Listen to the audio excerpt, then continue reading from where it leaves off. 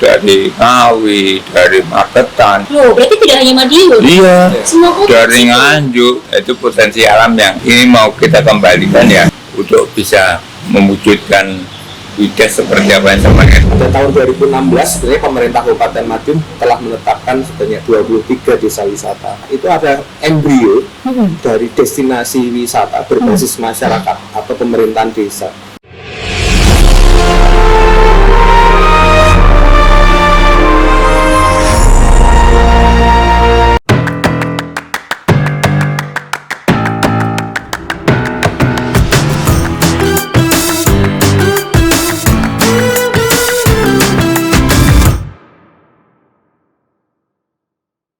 Pergi ke Madiun naik kereta api, Cakep, singgah sebentar di alun-alun. cakep. Halo pemirsa, selamat datang kembali di podcast Suara Jatim membahas potensi wisata Madiun. Boleh cakepnya? Cakep.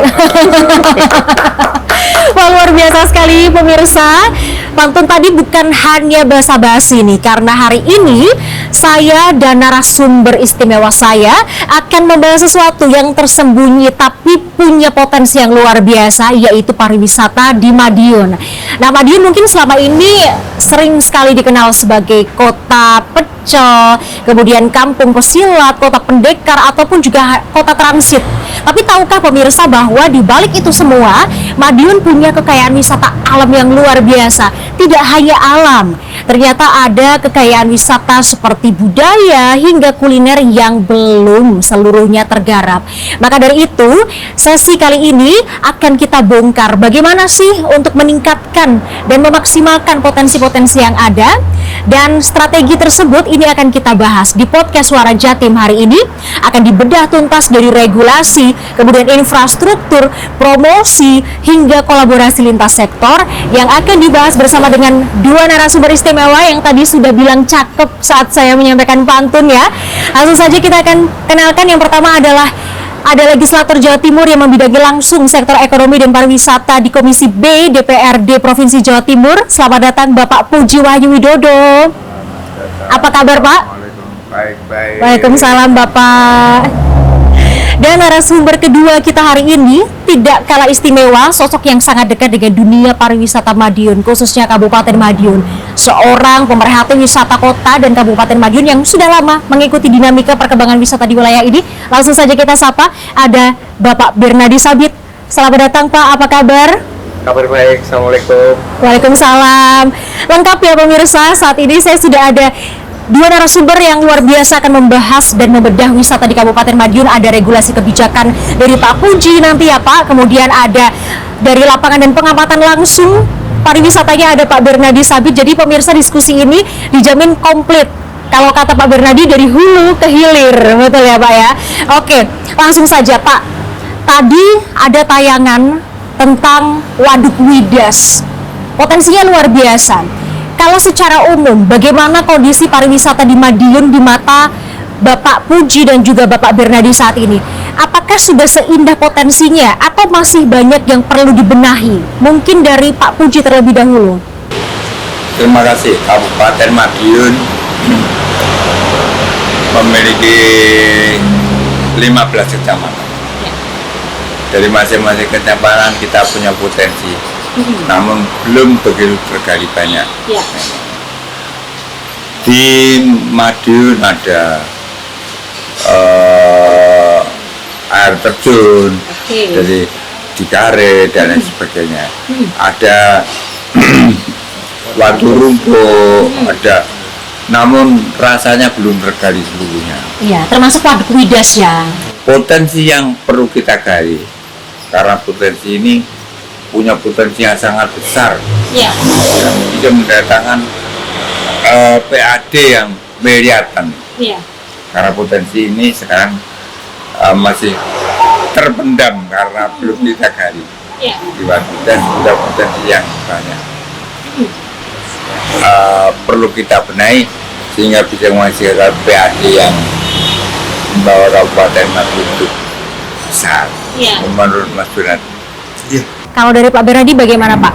Ya, saya sepakat dengan apa yang disampaikan Pak Puji tadi. Potensi di Kabupaten Madiun itu sangat sangat besar dan sangat luas. Betul.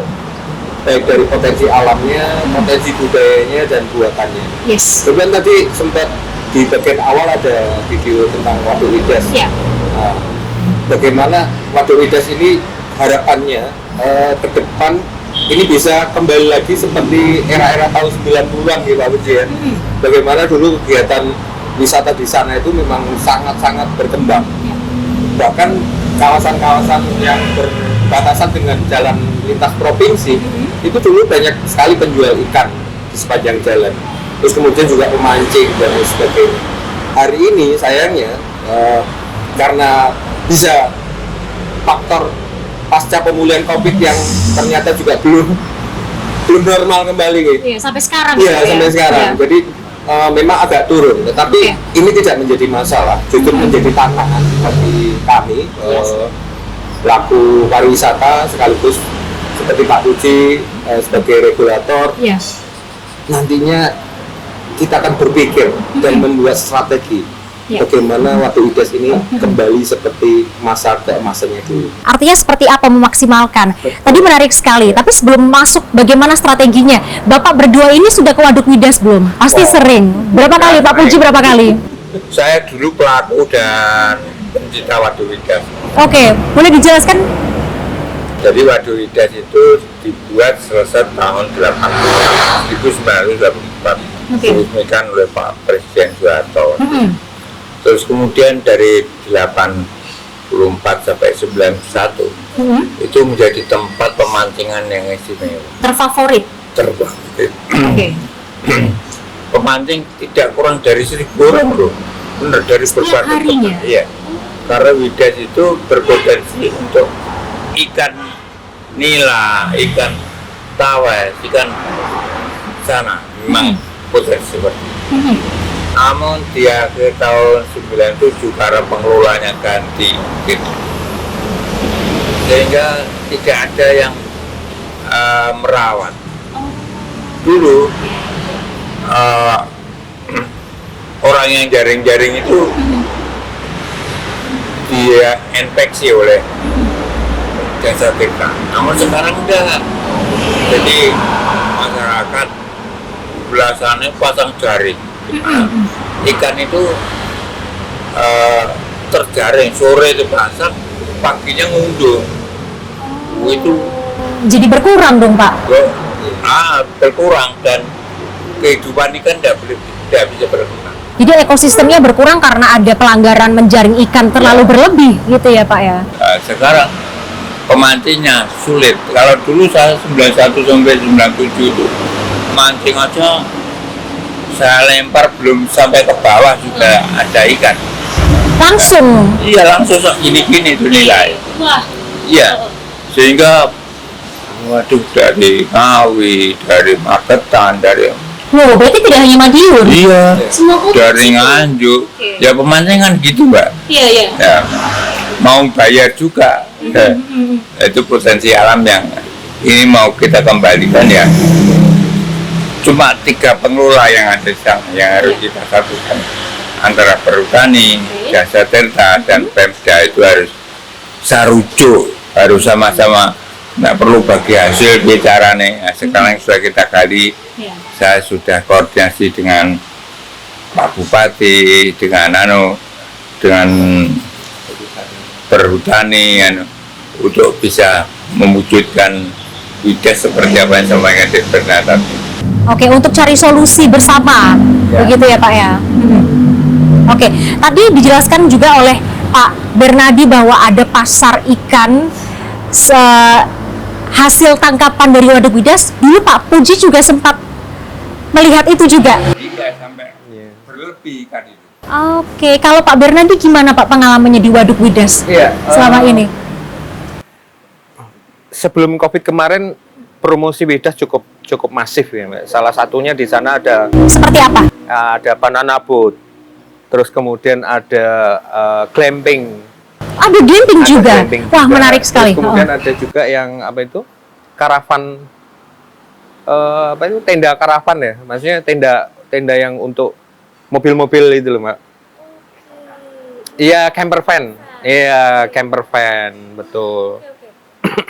Namun sayangnya upaya promosi yang cukup masif dari pengelola Waduk Widas itu terhalang oleh COVID-19. Ya, COVID-19. Terus selain itu juga menurut saya dengan adanya jalan tol ruas Solo Mojokerto itu juga berpengaruh. Kenapa? Karena lalu lintas yang tadinya itu melewati jalan provinsi yang kebetulan itu juga menjadi pintu masuk ke area Widas itu juga berkurang. Karena sekarang kendaraan lebih memilih lewat jalan tol. Karena lebih cepat dan akhirnya lebih memilih alternatif wisata lain, begitu ya Pak ya. Oke. Tadi disebutkan saya mendengar ada banyak sekali potensi ya Pak. Ini saja tadi tahun 90-an ada 1000-an pemancing yang mampir ke Waduk Widas. Artinya kan setiap hari pemasukan daerah itu luar biasa. Berarti kan ini menjadi mimpi harapan agar kembali lagi nih ke momen itu. Seberapa optimis Pak Puji maupun Pak Bernadi bisa mengembalikan lagi momen-momen emas Waduk Widas itu kembali seperti kemarin, Pak? Pak Puji. Kalau saya optimis dan itu bisa kita lakukan asal kita bisa dari bidang tadi itu kita ajak bicara bersama-sama, nanti bagi hasil, dan bisa mengpotensi pemancingan tanah atau potensi lain seperti pemancingan kompetisi bisa menambah ramainya Widas sehingga potensi yang kesana itu banyak. Wah, ini menarik sekali nih kalau kita bicara soal kampung pesilat ya Pak ya. Tapi sebelum masuk ke situ, seberapa besar sih Pak potensi unggulan di Kabupaten Madiun ini yang menurut Bapak Pak Bernadi sebagai pengamat khususnya ya, ini belum tergarap secara maksimal gitu. Tadi sempat disinggung oleh Pak Puji bahwa di Kabupaten Madiun ada 15 kecamatan, di mana 15 kecamatan itu ada sekitar 206 desa dan kelurahan. Pada tahun 2016 sebenarnya pemerintah Kabupaten Madiun telah menetapkan sebanyak 23 desa wisata. Iya, 23 desa wisata. Itu ada embrio dari destinasi wisata berbasis masyarakat atau pemerintahan desa. Nah, saya hingga sampai saat ini itu belum terjadi pengelompokan atau penggolongan, karena dalam standar yang ditetapkan oleh Kementerian Pariwisata untuk desa wisata itu ada 4 tahapan ya. Jadi desa wisata rintisan, berkembang, terus kemudian maju dan mandiri. Nah, sayangnya ini diberlakukan sama untuk saat ini. Ini yang akhirnya juga menjadi kendala bagi kita untuk bisa menjual apa sih sebenarnya masing-masing dari DNA masing-masing desa wisata itu gitu kan. Karena kita dalam hal klasifikasi saja itu kita masih belum pasti apakah desa ini masuk di kategori ini, kategori ini. Apabila sebenarnya itu sudah diklasifikasikan, ini akan sangat mempermudah sekali. Kita akan strategi promosinya akan jelas, target pasarnya juga akan jelas, apakah ini untuk pasar domestik, apakah ini untuk pasar asing dan lain sebagainya. Kenapa itu penting? Karena nantinya akan membangun citra dan persepsi terhadap pariwisata Kabupaten Madiun itu sendiri. Jangan sampai ketika desa wisata yang sifatnya masih rintisan, ini kita tawarkan di level global, di level internasional. Ekspektasi mereka mungkin akan terlalu tinggi, sementara di bawah fasilitasnya mungkin belum mencukupi. Sumber daya manusianya juga ternyata juga masih belum memadai. Ditambah lagi dengan tata kelola dan manajemen yang juga masih belum bagus. Nah, ini akan menimbulkan persepsi yang buruk terhadap pariwisata Madiun. Jadi harus pengelompokan atau klasifikasi tadi itu penting sekali. Karena nanti kita akan menentukan target pasarnya ini kemana. Strategi promosinya seperti apa. Ini sangat penting sekali, Mbak. Oke, kalau dari Pak Puji ada tanggapan terkait dengan potensi dan juga apa saja wisata di Kabupaten Madiun yang belum tergarap sempurna, begitu? Seperti apa yang sampaikan di tadi selaku pengamat pariwisata, ada beberapa yang harus dikembangkan, Kare dan sebagainya. Namun demikian, kalau saya masih mengandalkan potensi yang ada di Widas itu, karena potensi itu sangat besar untuk bisa menarik, mengangkat potensi yang lain. Potensi yang Ya, lainnya. karena kita kebetulan itu wilayah di Kabupaten Madiun, tapi peruntukannya di Kabupaten Madiun. Kebetulan saya dapil Tanjung, Iya. Kota dan Kabupaten ya, Madiun. Kota dan Kabupaten Madiun. Itu wilayah saya, sehingga dari sini saya nanti Pak Bupati kita mohonkan untuk bisa 3 instansi itu bisa bersama-sama, kemudian kita buat skenario, schedule, anggaran dan sebagainya. Betul. Kita ajukan ke Bu Gubernur untuk bagaimana kita mendapatkan bantuan. Oke.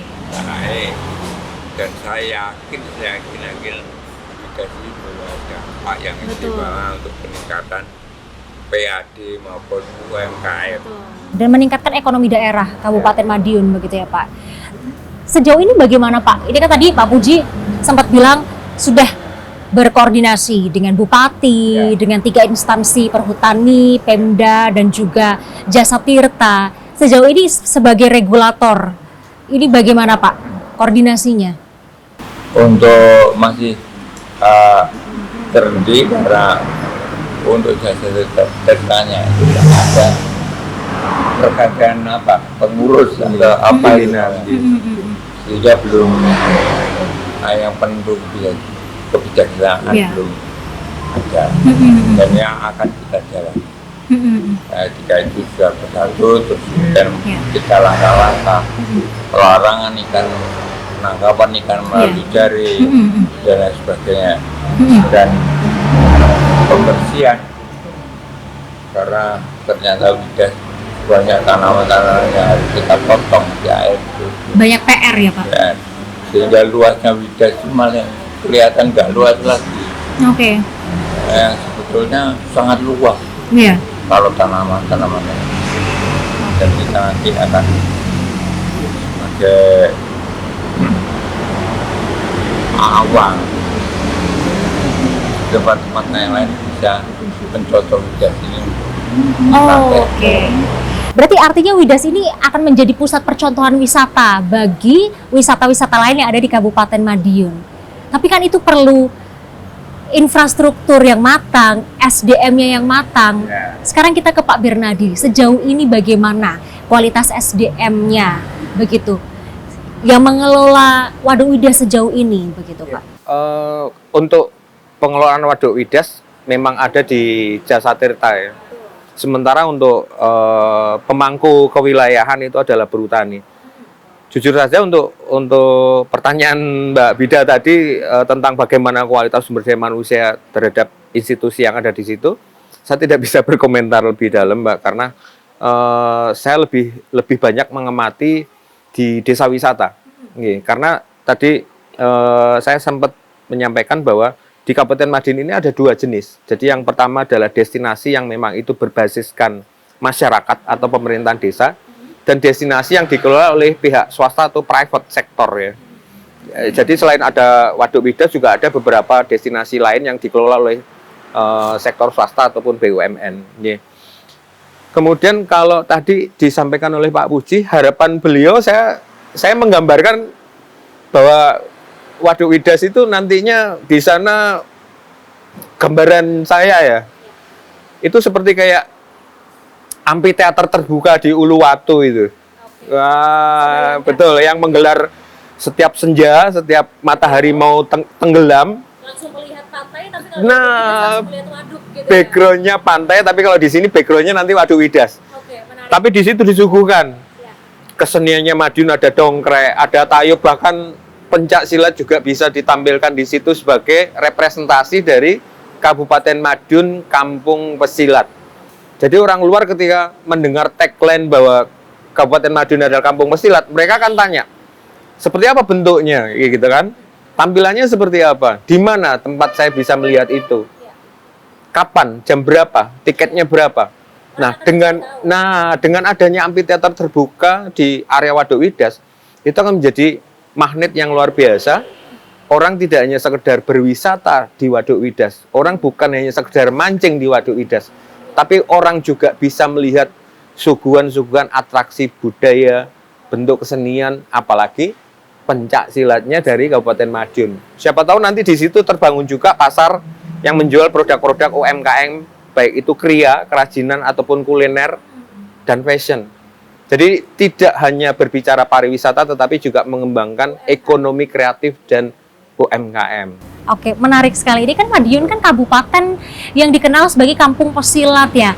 Bicara soal pesilat, Pak Puji, ini bagaimana menyinkronisasikan, tadi Pak Puji bilang ini juga mendukung untuk meningkatkan potensi wisata dengan adanya budaya, seni budaya yang ada di Madiun itu seperti apa? Monggo. Terima kasih. Madiun itu walaupun kabupaten Ya. seperti kabupaten yang lain, tapi di Indonesia cuma ada satu. Madiun itu pusatnya perguruan. Di kita perguruan ada 14 perguruan yang ada di Kabupaten Madiun. 8 perguruan itu asli dari Madiun. 3 perguruan sudah go internasional, di mana-mana ada. Potensi perguruan ini perlu kita bina sehingga dia memiliki berbagai potensi yang bisa dibentuk. Ada pencak seni, ada musik, sejarah dari masuk perguruan. Karena setiap perguruan punya ritual sendiri-sendiri, sehingga nanti juga Madiun ini dengan kampung pesilat tidak hanya terkenalnya bukan tok nakale tok. Ya. Kita punya berbagai perguruan. Kita punya potensi 500 orang. 500. Iya. 500 itu. Nah, terus sekarang kalau ada 4 orang, 5 orang yang nakal sedikit berkelahi begitu juga kayak Madiun itu kisruh gitu. Padahal sebenarnya solid ya Pak ya. Sebetulnya seperti ini. Pasar Madiun sekarang kalau perguruan A punya jalur aturan acaranya salah satu perguruan yang jaga itu, yang bantu jaga adalah macam-macam perguruan juga bantu aparat kepolisian untuk mengamankan itu. Dan mungkin ya bisa mengarah ke pecalang kayak ada yang di Bali. Iya, betul. Itu satu, sehingga dengan pengembangan pariwisata ini tidak hanya tidak hanya mendapatkan uang, tapi terutama di wilayah ikut terjangkau. Kalau perguruan itu kita libatkan bisa berbagai. Kalau dari Bapak sendiri, contoh pelibatannya apakah juga senada dengan yang Pak Bernadi bilang, dengan amphitheater tersebut melibatkan kesenian-kesenian untuk tampil di situ termasuk pencaksilat juga? Iya, di sana masih ada tempat, sebelah timur juga, dan makanya kerja sama kehutanan itu bagaimana tempatnya bisa lebih diperluas untuk tampilan semuanya berbagai